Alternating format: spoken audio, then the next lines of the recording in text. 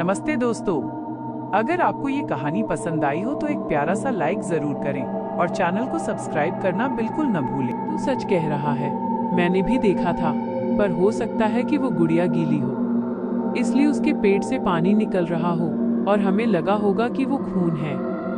हमें इतना नहीं सोचना चाहिए। और हाँ, गलती से भी मम्मी को ये बात मत बताना। अगर बताया तो मम्मी हमें बाहर खेलने नहीं जाने देंगी और शायद कुछ और भी हो जाए।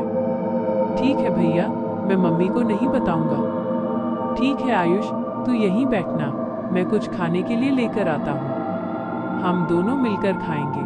ठीक है भैया, आप जाकर ले आओ, मैं यहीं बैठता हूँ। राजू कमरे से बाहर जा चुका था, जबकि आयुष कमरे में अकेला था। चारों ओर एक भयानक सन्नाटा पसर रहा था। वो इधर उधर देख रहा था कि तभी उसके कान में एक जानी पहचानी सी ठंडी और सिसकती हुई आवाज गूंजी। आयुष, क्या तुम मुझसे नाराज हो? तुम आजकल मेरे साथ नहीं खेलते हो। आयुष उस आवाज को पहचानता था, क्योंकि ये उसी डरावने लड़के की आवाज थी जो तहखाने के अंदर मिला था। उसकी आवाज सुनकर आयुष के चेहरे में डर के साथ एक अजीब सी खिंची हुई हंसी खिल उठी थी। तुम कहाँ हो मेरे दोस्त? मैं सिर्फ तुम्हारी आवाज सुन पा रहा हूँ, तुम्हें देख नहीं पा रहा हूँ। इधर देखो आयुष, मैं यहाँ बैठा हूँ। आवाज अब और नजदीक, मानो उसके कान के पास से आई हो। कहाँ? तुम तो मुझे दिखाई ही नहीं दे रहे हो। इस शोकेस के अंदर देखो, जहाँ तुमने वो जोकर वाली गुड़िया रखी थी। आयुष उस तरफ देखता है तो वो जोकर अपने सर की टोपी को अपने हाथ में पकड़े हुए आयुष का अभिवादन कर रहा था।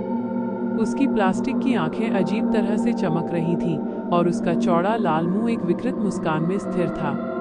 ये देखकर आयुष के रोंगटे खड़े हो गए, पर फिर भी वो दौड़कर जोकर वाले खिलौने के पास खड़ा हो गया। अरे वाह, ये तुमने कैसे किया? और तुम इस गुड़िया के अंदर क्या कर रहे हो? तुम्हें पता नहीं है, पर ये गुड़िया ही मेरा घर है।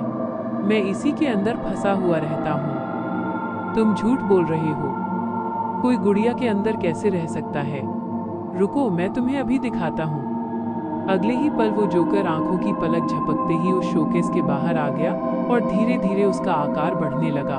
उसकी त्वचा का रंग पीला पड़ रहा था और उसके जोकर वाले कपड़े अब फटे और खून के धब्बों से सने हुए लग रहे थे। गुड़िया का खोल फट रहा था और उससे एक बदबूदार गीली गंध आ रही थी।